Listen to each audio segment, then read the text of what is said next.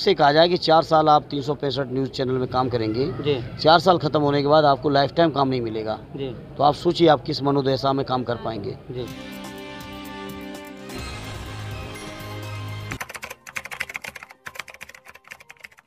नमस्कार दोस्तों, UP 365 news में स्वागत है दोस्तों। और हमारे बीच जो है धर्मेंद्र जी आए हुए हैं और हमारा एक छोटा सा सवाल है। हम लोग इनके पास ज़्यादा समय नहीं है, हम लोग बात करते हैं कि सर ये बताइए कि आप जो ये क्षेत्र में आए हैं, समस्या क्या है? इस क्षेत्र की समस्या जो है ज़्यादा से ज़्यादा समस्या क्या है? ये देवरांचल क्षेत्र है। हाँ बिल्कुल है जी। देख भी रहे हैं, समस्याओं को समझ भी रहे हैं जी। और हमारे सभी साथी विधायकों के साथ और सदन में पहुंचने के बाद आदरणीय राष्ट्रीय अध्यक्ष जी ने जिस तरह से आजमगढ़ के लोगों की सेवा की, रास्ते दिखाए विकास, तरक्की, खुशहाली के, जी। उसी रास्ते पर आगे बढ़ने का काम करेंगे। तो सर ये देखिए, यहाँ से चांदपट्टी से लेके यहाँ तक का रोड जो भी जीतते हैं, जीतने के बाद जो है मतलब जब भी प्रचार करने आते हैं तो बस कहते हैं कि हम जीत के आपको बस रोड बनवा देंगे, लेकिन ऐसा कुछ होता नहीं है। क्योंकि मैं देख रहा हूँ 10 साल से ऐसा कुछ हो नहीं रहा है। हम समाजवादियों के बारे में आप ये बात नहीं कह सकते हो। जी। हम लोग जितना कहते हैं उससे ज़्यादा करते हैं। जी। और ये जिस किसी ने कहा हो आप जाके उससे बात करिए। सरकार हालांकि उनकी है, बड़ी रोड है, जी। किसी विधायक निधि या सांसद निधि से संभव नहीं है। जी। ये सरकार की जिम्मेदारी है। हाँ मैं इतना कह सकता हूँ, सरकार से इस रोड को कराने के लिए आदरणीय विधायक जी और अपने साथियों के साथ सहयोग समर्थन लेके मैं इसके प्रयास करूंगा कि बने। जो आर्मी का जो आप देख रहे हैं इतना बवाल हो रहा, लड़के ट्रेनें फूंक रहे हैं, और ये स्कीम सही है क्या? 200% गलत है जी। और नौजवानों के साथ धोखा है। तो ये जो है सरकार जो क्रूर मजाक है। आपसे कहा जाए कि 4 साल आप 365 न्यूज़ चैनल में काम करेंगे जी। 4 साल ख़त्म होने के बाद आपको लाइफ टाइम काम नहीं मिलेगा जी। तो आप सोचिए आप किस मनोदशा में काम कर पाएंगे। जी। ऐसी मनोदशा में हमारे सैनिक देश की सीमा पर रह के कैसे बेहतर काम कर पाएंगे?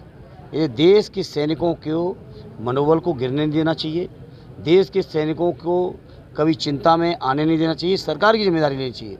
और अब तक 75 सालों में हमारे देश के जांबाज सैनिकों ने सेवा की है भारत माता की।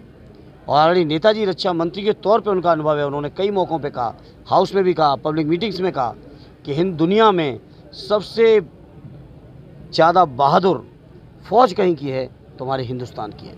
तो ऐसी बहादुर फौज के साथ क्रूर मजाक हो रहा है। मेरा एक और सवाल है सर कि देखिए, जब ये चुनाव जब आता है और आने के बाद जो है ये जो निरहू जी अभी आए हुए थे, उन्होंने कहा कि 8 पुलिया बनवाना है। 8 पुलिया किए हैं। ये देवरांचल क्षेत्र में सिर्फ 8 पुलिया की ज़रूरत है?